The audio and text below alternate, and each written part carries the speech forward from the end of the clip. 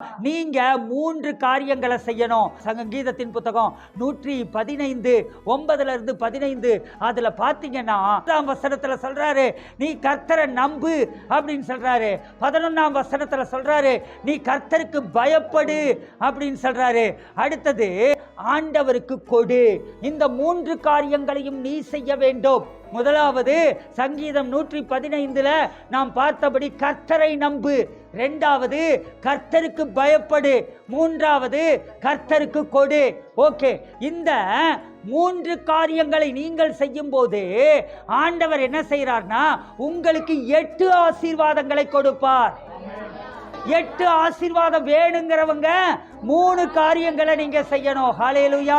Okay, இந்த 8 ஆசீர்வாதங்கள் என்ன அப்படின்னு பார்த்தீங்க அப்படின்னா, சங்கீதம் 115 இருந்து எக்ஸ்ட்ராக்ட் பண்ணதை நான் அப்படியே உங்களுக்கு சொல்றேன். அவர் உங்களுக்கு துணையாக இருப்பார். God will guard you. அவர் உங்களுக்கு என்னவா இருப்பாருங்க? அவர் துணையாய் இருந்து பாதுகாப்பார். ஹல்லேலூயா. எனக்கு யாரும் துணை இல்லை, நான் தனியா இருக்கிறேன் அப்படின்னு சொல்றீங்களா? எனக்கு வயசாயிருச்சு, என்னை யாரும் பார்க்கறதுக்கு இல்லை அப்படின்னு சொல்றீங்களா? அல்லது நான் என் குடும்பத்தில் யாரையோ இழந்துட்டேன், அதனால நான் ஒரு தனிமையாய் உணர்கிறேன் அப்படின்னு சொல்றீங்களா? அல்லது உங்களுடைய வாழ்க்கையின் எந்த பகுதியில் நீங்க தனியாய் உணர்கிறீர்களோ, பெண்களுக்கு இது ரொம்ப வருகிறது. என்ன வருதுன்னா, நானே கஷ்டப்படுறேன், காலமெல்லாம் நானே கஷ்டப்படுறேன், நானே தனியாயிருந்து குடும்ப பாரத்தை சுமக்கிறேன், நானே தனியாயிருந்து எல்லா கவலைகளையும் வேதனைகளையும் சுமக்கிறேன், நானே தனியாயிருந்து வெளியில போய் எல்லா வேலைகளையும் செய்ய வேண்டியதா இருக்கு. இப்படி உங்களுக்குள்ள அந்த தனியாயிருந்து என்னால செய்ய முடியலன்னு சொல்றீங்க பாத்தீங்களா? அவர் உனக்கு துணையாயிருக்கிறார். ஹல்லேலூயா. நீ 3 காரியங்களை செய். என்ன 3 காரியங்களை செய்யணும்? கர்த்தரை நம்பு, கர்த்தருக்கு பயப்படு, கர்த்தருக்கு கொடு. இந்த 3 காரியத்தை செஞ்சேனா ஆண்டவர் உனக்கு துணையாய் இருப்பார். ஹல்லேலூயா. என் வாழ்க்கையில நான் பார்த்துட்டேங்க, ஊழியத்துல நான் எதுக்கும் பிரயோஜனம் இல்லாத ஆள், எதையும் செய்ய முடியாத ஒரு ஆள் தான். ஆனா நான் என் வாழ்க்கையில என் ஊழியத்துல நான் பார்த்திருக்கிறேன், எப்பெல்லாம் எனக்கு உதவி தேவைப்படுகிறதோ அப்பெல்லாம் கர்த்தர் தேவதூதர்களைப் போல மனிதர்களை அனுப்புவார். எப்பெல்லாம் பெரிய காரியத்தை செய்ய வேண்டுமோ அந்த பெரிய காரியத்தை செய்யறதுக்கு எனக்கு அறிவு வேலை செய்யும், மூளை வேலை செய்யும், ஞானம் இருக்கு, எல்லாம் இருந்தாலும் உடல் பலம் அல்லது என்னால் போய் வெளியில போய் செய்யக்கூடிய அளவுக்கு எனக்கு அந்த திறமைகளும் அந்த சாமர்த்தியமும் எனக்கு இருக்குதா இல்லையான்னு தெரியாது. ஆனா அந்த நேரத்துல எல்லாம் கர்த்தர் என்ன பண்ணுவார்னா, எனக்கு ஒத்தாசை வரும் பர்வதமாய் இருந்து அவர் என்னிடத்துல ஆட்களை அனுப்பி இருக்கிறதை நான் பார்க்கிறேன். ஹல்லேலூயா. எந்த வேலை வேணும்னாலும் அந்த தேவையான நேரத்தில் ஒரு தேவதூதன் மாதிரி யாராவது வருவாங்க, வந்து ஹெல்ப் பண்ணிட்டு அதுக்கப்புறம் என் வாழ்க்கையை விட்டே போயிருவாங்க. அப்படி நிறைய நான் பார்த்திருக்கிறேன். ஹல்லேலூயா. அந்த டைமுக்கு God will help you in on time. ஹல்லேலூயா. அந்த டைமுக்கு உங்களுக்கு தேவையான உதவியை செய்வதற்கு கர்த்தர் ஆயத்தமாய் இருக்கிறார். ஹல்லேலூயா. ஒரு தடவை எசேக்கியா சொன்ன சாட்சி எனக்கு ஞாபகத்துக்கு வருது. ஒரு தடவை அவரு நார்த் இந்தியால போயிட்டு இருக்கிறாரு. போயிட்டு இருக்கும் போது அங்க பெரிய பெரிய பெட்டியை எடுத்துக்கிட்டு, சின்ன பையன் ஒல்லியா இருப்பாரு, பெரிய பெரிய பெட்டியை எடுத்துக்கிட்டு போயிட்டு இருக்கிறாரு. போயிட்டு இருக்கும் போது பாத்தீங்கன்னா இடையில அங்க அவங்களுடைய ட்ரெயினே அது ஸ்டாப் ஆயிருச்சு. ட்ரெயின்ல இருந்து எல்லா பொருளையும் கீழே இறக்கி வச்சுட்டாங்க. ஆத்துல வெள்ளம் கரை புரண்டு ஓடிட்டு இருக்குது. இப்போ என்ன பண்ணணும் அப்படின்னு பாத்தீங்கன்னா, அங்க இருந்து இவர் போக வேண்டிய இடத்துக்கு போகணும், அந்த ஆத்தை கடந்து தான் போகணும். அதுக்கு எந்த உதவியும் இல்லை. எந்த உதவியும் இல்லாத நேரத்தில் எல்லாரும் வேக வேகமா அவங்களுடைய பெட்டி படுக்கையெல்லாம் எடுத்துக்கிட்டு போயிட்டாங்க. ஆனா இவர் எங்க இங்கிருந்து போயிருக்கிறாரு. அப்பா தேவையானதெல்லாம் எடுத்துக்கிட்டு பெரிய பெரிய பெட்டி தூக்க முடியாம தூக்கிக்கிட்டு எடுத்துட்டு போயிருக்கிறாரு. இப்ப என்ன பண்றதுன்னு தெரியல. திடீர்னு ஒரு 6 அடிக்கு மேல உயரமுள்ள ஒரு மனுஷர் வர்றாரு. அந்த மனுஷர் அவர் சொல்றாரு, ஹிந்திலேயே இவர்கிட்ட பேசுறாரு. பேசி கொண்டா உன் பெட்டியெல்லாம் கொண்டா அப்படின்னு இவர்கிட்ட இருந்து தரன்னு பெட்டியை பிடிக்கி தலைமையில 2 பெட்டியும் வச்சுக்கிட்டு இவரை ஒரு கையில பிடிச்சிக்கிட்டு இழுத்துக்கிட்டு அந்த ஆற்றை கடந்து கொண்டு போய் வெளியில விட்டுட்டு அந்த பெட்டியை கீழே வச்சுட்டு போயிட்டாரு. அதுக்கப்புறம் பார்த்தீங்கன்னா அந்த மனுஷரை இவரால் பார்க்கவே முடியவில்லை. ஹல்லேலூயா.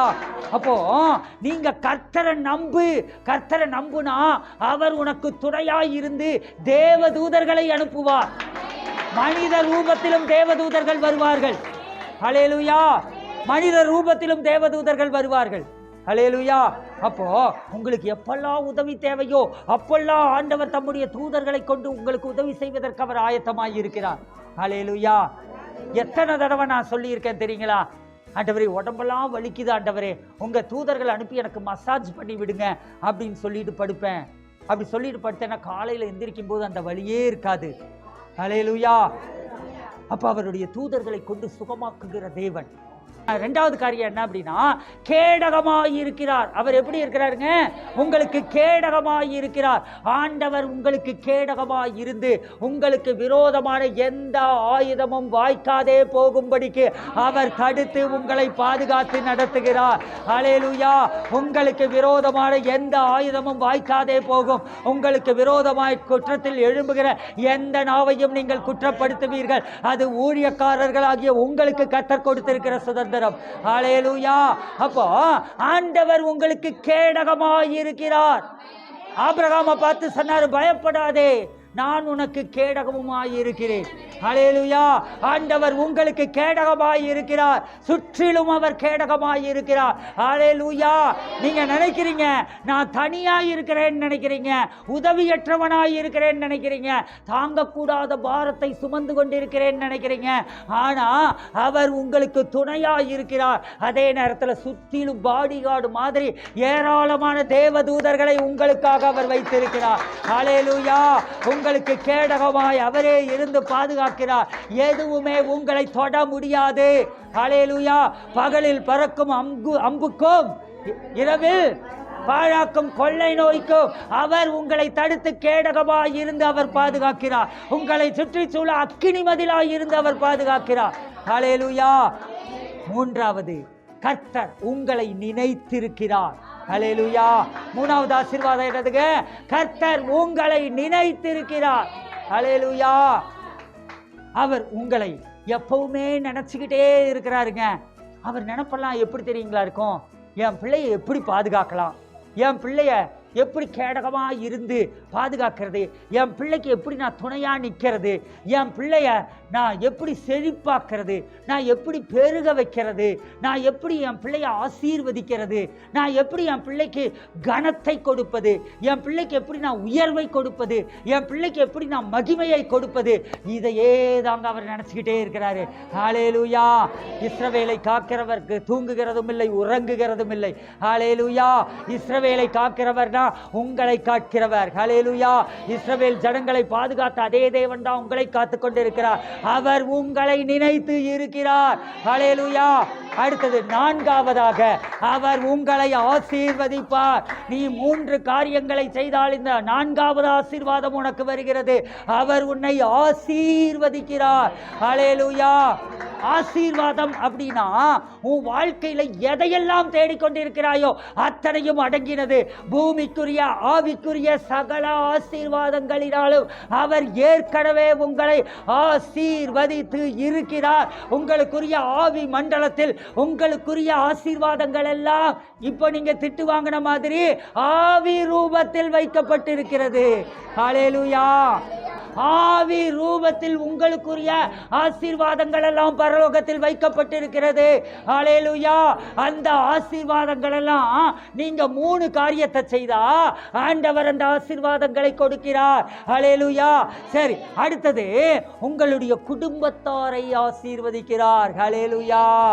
யாக்கோபின் நிமித்தம் யாரை ஆசீர்வதித்தாரு? லாபானை ஆசீர்வதித்தார். யோசேப்பின் நிமித்தம் யாரை ஆசீர்வதித்தாரு? போர்த்திபாரையும் போர்த்திபாருடைய குடும்பத்தையும் ஆசீர்வதித்தார். ஹல்லேலூயா. அப்போ யோசேப்பை கொண்டு போர்த்திபாரை கர்த்தர் ஆசீர்வதித்தார். யாக்கோபை கொண்டு லாபானை கர்த்தர் ஆசீர்வதித்தார். ஏங்க, இந்த யோசேப்பை கொண்டு யாக்கோபை கொண்டு 3வது மனுஷங்களையே கர்த்தர் ஆசீர்வதிக்க கூடுமானால் உங்க குடும்பத்தாரை கர்த்தர் ஆசீர்வதிப்பது அதிக நிச்சயம் அல்லவா? உங்க குடும்பத்தில் ரட்சிக்கப்படாமல் இருக்கலாம், ஆனால் கர்த்தர் அவர் ஆசீர்வதிக்கிறார். ஹல்லேலூயா. உங்க குடும்பத்தாரை ஆசீர்வதிக்கிறார். பக்கத்துல பார்த்து சொல்லுங்க, உங்க குடும்பத்தாரை கர்த்தர் ஆசீர்வதிக்கிறார். ஹல்லேலூயா. பெரியோரையும் சிறியோரையும் ஆசீர்வதிப்பார். ஹல்லேலூயா. உங்க குடும்பத்தில் இருக்கக்கூடிய பெரியவங்க சின்னவங்க எல்லாரையும் அவர் ஆசீர்வதிக்கிறார். ஹல்லேலூயா. அடுத்தது 7வது ஆசீர்வாதம், உங்களையும் உங்கள் பிள்ளைகளையும் வர்த்திக்க பண்ணுவார். ஹல்லேலூயா. பக்கத்தில் பார்த்து சொல்லுங்க, ஆண்டவர் உங்களையும் உங்க பிள்ளைகளையும் அவர் வர்த்திக்க பண்ணுவார். ஹல்லேலூயா. 8வதாக, கர்த்தராலே நீங்கள் ஆசீர்வதிக்கப்பட்டவர்கள். ஹல்லேலூயா. உங்களுக்கு ஒரு பட்டத்தையே கொடுத்துறாரு. என்னதுங்க? கர்த்தராலே நீங்கள் ஆசீர்வதிக்கப்பட்டவர்கள். நீங்க 3 காரியங்களை பண்ணுங்க. என்ன 3 காரியங்களை பண்ணணும்? கர்த்தரை நம்புங்க, கர்த்தருக்கு பயப்படுங்க, கர்த்தருக்கு கொடுங்க. இதை நீங்க செய்கிற போது ஆண்டவர் உங்களுக்கு துணையா இருந்து அவர் பாதுகாக்கிறார். உங்களுக்கு கேடகமாய் இருக்கிறார். அவர் உங்களை நினைத்திருக்கிறார். அவர் உங்களை ஆசீர்வதிப்பார். அவர் உங்க குடும்பத்தை ஆசீர்வதிப்பார். அவர் உங்க குடும்பத்தில் இருக்கிற பெரியோரையும் சிறியோரையும் ஆசீர்வதிப்பார். உங்க பிள்ளைகளையும் உங்களையும் பெருக பண்ணுவார். அதே நேரத்தில் நீங்க எப்பவும் ஆசீர்வாதமாகவே இருப்பீர்கள். ஹல்லேலூயா. ஹல்லேலூயா. சரி, ஓகே. ஆதியாகமம் 12:2 நாம பார்த்தோம், உன் பேரை பெருமைப்படுத்துவேன். ஓகே, இப்ப இந்த உன் பேரை பெருமைப்படுத்துவேன்ங்கிற பாயிண்ட்டுக்கு வந்துடலாம். வெட்கத்துக்கு பதிலாக 2 ஆசீர்வாதம். ஹல்லேலூயா. 2 ஆசீர்வாதம் மட்டும் இல்லைங்க, உங்க வெட்கத்துக்கு பதிலாக ஆண்டவர் உங்களை என்ன பண்ணிடுறாருங்க? உங்களை அவர் பெருமைப்படுத்துகிறார். ஹல்லேலூயா. உங்களுக்கு ஃபேம், உங்களுக்கு பெருமையை உண்டாக்குகிறார். உங்களுக்கு மகிமையை கொடுக்கிறார். உங்களுக்கு கனத்தை அவர் கொடுக்கிறார்.